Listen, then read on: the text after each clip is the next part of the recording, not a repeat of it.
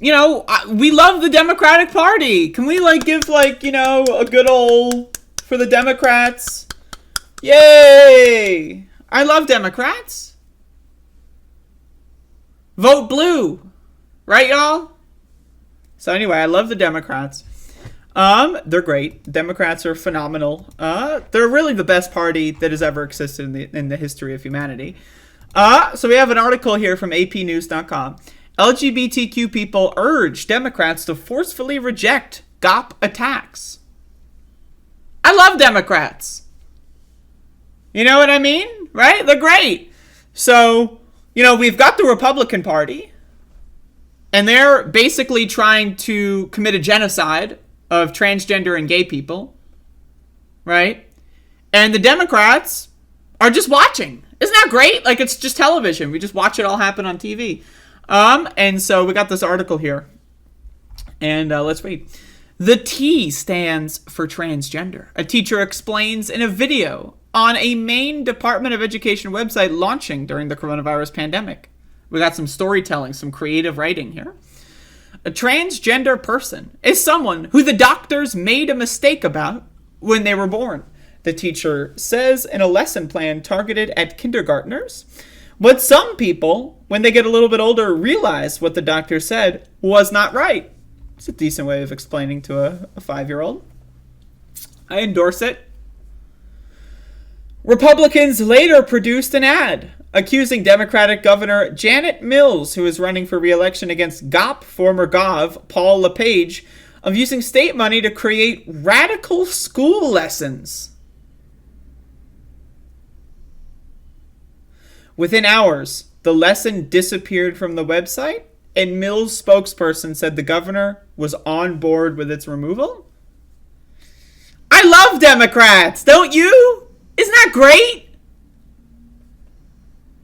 So Republicans just lie about you and call you a pedophile, and then you're like, I guess I am a pedophile. Aren't Democrats great? Instead of saying, oh, wait, no, Republicans are fucking crazy, they just remove it, acknowledging that Republicans are truthful when they say that, and they want to win an election? What? What? This is the same thing with the defund the police thing, right? It's like, okay, Democrats, they didn't want to defund the police anyway, but Republicans say, you're going to defund the police! Woo! And then Democrats are like, oh shit, I guess they're right. We're not going to fight back against the rhetoric. I guess they are right. We are going to defund the police. So let's fund the police even more. Why would anyone vote for a Democrat? Why would they do that? Right? Now, obviously, the answer is because they're not fucking fascist, theocratic fucking nationalists, right? That's the answer. And they know that's the answer. And you know that that's the answer. But they got you by the balls. What are you going to do? Democrats will sell you down the fucking river just like that. Do you remember in 2020 with the whole George Floyd uprising? Everyone across the country was like, man, fuck the police. Right? And then Joe Biden was like, funnel that anger and energy into the voting booth. And then we voted for Joe Biden. Okay. And then what'd he do? He's like, okay, let's 3x police funding. Isn't that great? Isn't that great? I love Democrats. I'm a huge fan of the Democratic Party. Super fan, actually. I've got their posters on my wall. Holy fuck. All right, let's keep going. While most Democrats support the rights, safety, and visibility of LGBTQ adults and children, they're struggling to counter a barrage of GOP attacks on LGBTQ people, particularly transgender people. With measured responses and occasional capitulation, Democrats like Mills are aiming to avoid getting sucked further into culture wars that serve mostly to galvanize the Republican base. So, okay, Republicans, right? They're galvanized. They're energized. So Democrats, they see that and they're like, it's working out well for them. So let's do the exact opposite and hope for the best. Like, okay, what? Don't galvanize your base or anything, right? No, you don't want to galvanize your own base. You don't want to energize your base to vote for you. You don't want to do things for your constituents.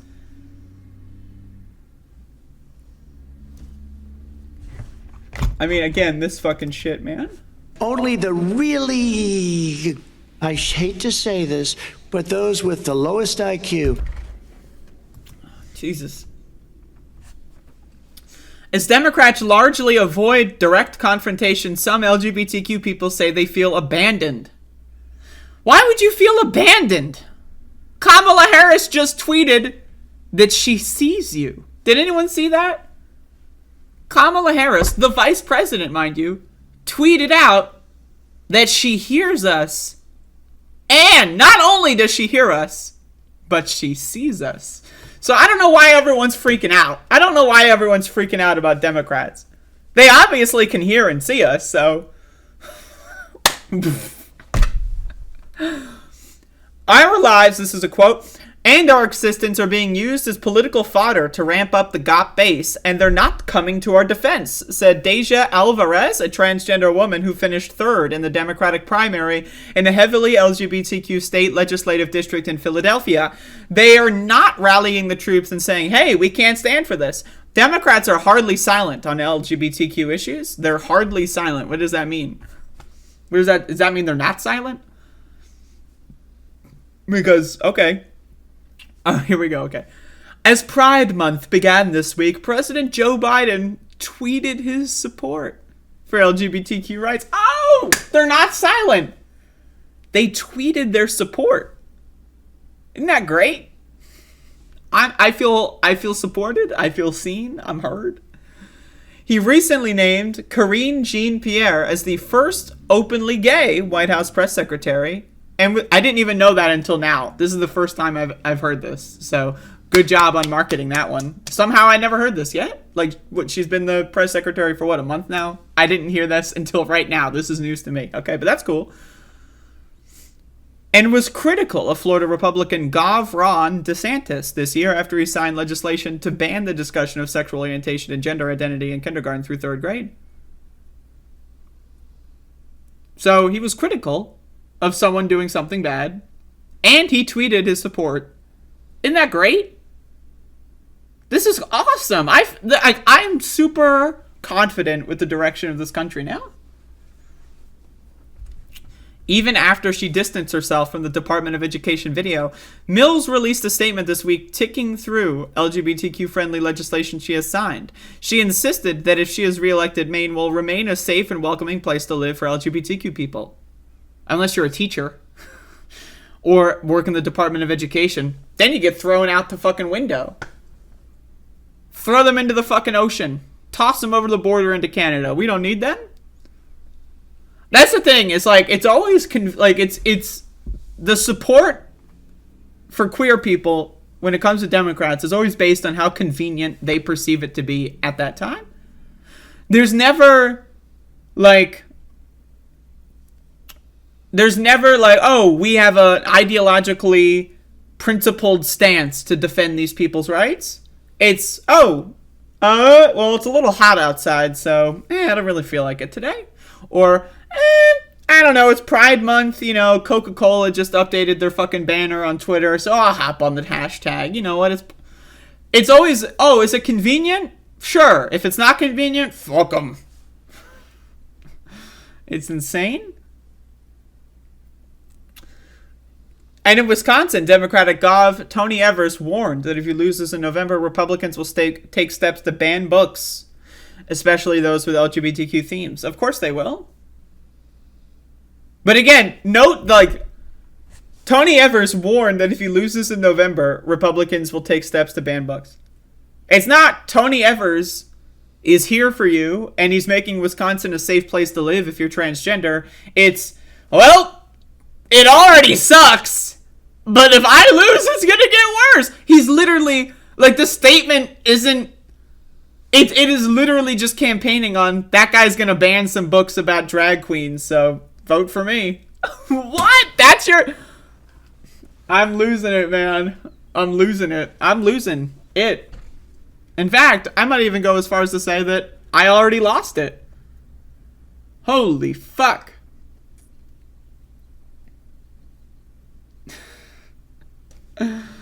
Oh my god. Evers' approach is one activist saying more Democrats should embrace this election year. Oh, really? Okay. I'm glad that the activists, I wonder who these activists are. But, you know, these are good activists. I'm sure I would agree with them on a multitude of issues. They want to see candidates go beyond prepared statements celebrating Pride Month and instead place LGBTQ issues more at the center of the campaign while warning of the specific consequences of Republican victories. These are the kinds of actions we need people to take, but not just because it's Pride Month. Yes, just talk about how bad Republicans are and don't do anything good when you have power. That's the exact thing that activists really want. I don't know, man. I'm sure Alvarez is a good person and the AP is just misconstruing their quotes because that's what the media does. The problem may be that even allies are not prepared to speak on the issue, which allowed the framing of LGBTQ people as a threat to catch on, said Fran Hutchins, executive director of the advocacy group Equality Federation. In this election cycle, Republicans have zeroed in on the discussions banned by the Florida bill dubbed by opponents as Don't Say Gay, the participation of transgender students in competitive sports, even though such conflicts are rare, and gender-affirming care for children. Once again, Ohio is mandating genital checks for children to play fucking soccer in 8th grade. They're willing to spend millions and millions of dollars to fund all of this fucking stupid bullshit garbage just because there's like, oh, there might be 3 trans kids in the whole state. So, you know, just throwing that out there. The root of why this is happening is a real lack of familiarity with and lack of understanding for trans folks and what it's like to be transgender, Hutchins said. One notable exception has been Mallory Morrow, a Democratic state senator from Michigan, who gave an impassioned speech in response to an invocation from a Republican lawmaker who claimed Morrow, who is running for re-election, wanted to groom and sexualize kindergartners. I love that Republicans, 1 minute, it's let's check the genitals of every child in sports. The next minute, oh, you're the groomer. Isn't that interesting? Like, they could say both at once. They're fine with it. Oh yeah, I know that I really want to rub up on fucking 5-year-olds' junk before they play basketball in gym class, but you're the groomer. The fuck?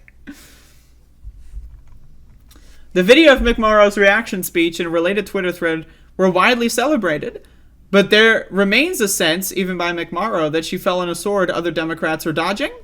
There is a difference between politics and outright hate, she said in April, pondering the reaction to her speech. I think people are frustrated that elected officials haven't done enough to call that out. That maybe Democrats are afraid of talking about religion and faith openly and honestly and calling hate what it is. Democrats are afraid to say what needs to be said. And that is, religion is a stain on humanity. Religion is evil, fundamentally evil, and anyone that traffics in these religious fundamentalist worldviews is a scumbag. That's it. That's the facts. And you know what?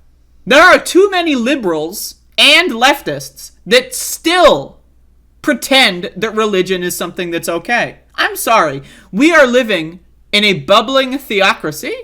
Oh, but not all religion. Oh, my Christian church is so good, and then my priest maybe cookies. Go fuck yourself. Yes, comma, all religion. When you defend religion, what you are doing is defending this. I'm sorry. I'm sick of these, oh, I'm a good Christian. Really? You're still promoting the institutions of Christianity. What has Christianity been doing for us lately? When's the last time Christianity has done anything positive in this country? Let's just be honest. Let's just be real about this. When's the last time Christianity has done a good thing in the United States of America? I'll wait.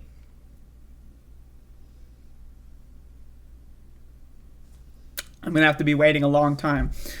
Labeling education about sexual orientation and gender identity as grooming connotes the methods sex offenders use to molest children. Again, Republicans, the same people doing this, calling other people groomers, are the same people passing legislation to check children's genitals to play soccer in fucking middle school.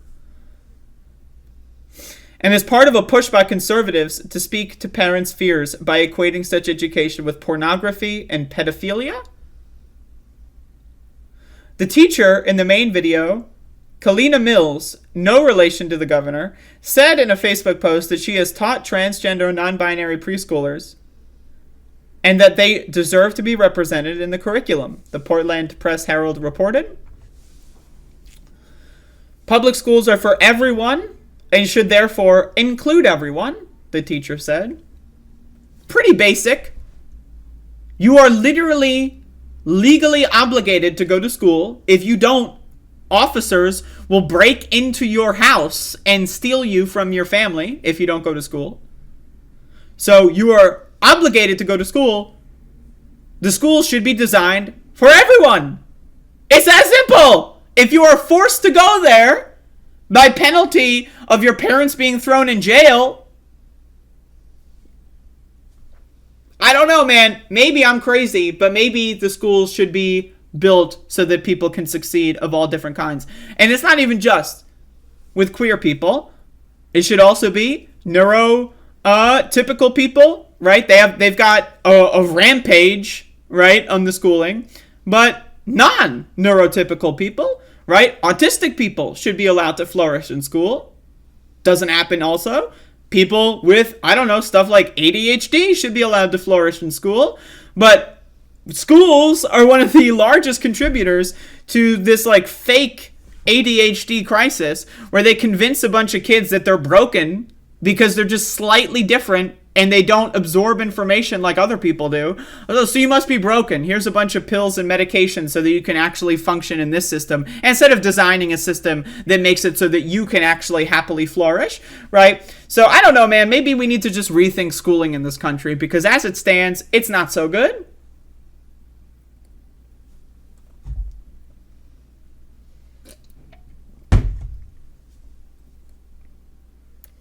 Like, I'm just sick of all these fucking schools, like, trying to pretend like they're progressive. I don't know, man. I am 26 years old. That's the first time I've said that out loud, by the way. I am 26 years old. I was in school not that long ago. So unless there's a radical change that's happened in the last 15 years, I can guarantee you schools were not designed in any way, shape, or form for people like me. It goes well for candidates, this is a quote, when they stand up and say what their real values are, and they say what they believe about what's really going on with legislation, said Liz Seaton, a policy director for National LGBTQ Task Force Action Fund. When they speak the truth from values, they will be speaking from their heart, and their constituents will respond. Okay, I agree. Anna Parker, a former Houston mayor who is now CEO, got a little bit of acid going on here. Victory Fund and Institute, a nonpartisan organization that works on behalf of LGBTQ candidates, agreed that LGBTQ allies running for office have a responsibility to stand up and speak out when any of those marginalized communities are attacked. You know what's insane to me? Is they teach you in school, the Holocaust, never forget, never again. Right? And then, they're presented with an active genocide campaign against trans and gay people. I sleep. Holocaust, maybe we'll have a couple more. Fuck it. Could use a little entertainment, huh?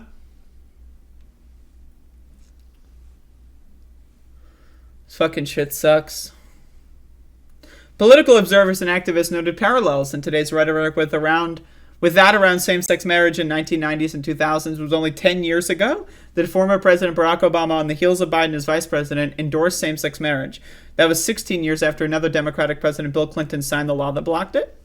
Note, by the way, when Barack Obama and Joe Biden were running for president in 2008. They said that they believe marriage is the sanctity of the man and the woman. There's that moment where Joe Biden was like, I agree completely with Sarah Palin. I hate the gays. So I love that they're giving Biden and Obama credit for that when it's like, right? Like, I mean, you know, shout outs to them, I guess, for changing their mind. But, you know, both presidents were running for re-election and may have been hostages to public opinion, which by Obama's time had swung the other way. Same-sex marriage soon became legal throughout the United States, and the public now sees the sky didn't fall as predicted, advocates said. But now conservative forces, blah, blah, blah, poll released in April. Americans lean slightly toward expanding discussions of sexuality in K-12 classrooms, and some observers say it is only a matter of time before today's anti-LGBTQ rhetoric stops working in Republicans' favor. Great. Anyway, the point of this article is Democrats are basically useless. They don't really give a fuck about us. They don't give a fuck about us at all. They just don't. And the only time they pretend is during Pride Month. That's all. Kamala Harris sees us and hears us. Joe Biden tweeted his support. But again, the reason why Democrats know that they don't need to cater to us in any way and that they can just watch as Republicans in state legislatures all across the country do some heinous, fucked up shit, the reason that they can just sit back and watch is because they know that queer people aren't going to vote for Republicans unless they're fucking suicidal. So we're fucked. That's it. We're just plain and simple fucked. And not in the good dick way, just to be clear. Yeah, I don't know, man. This fucking shit. It's a big mess.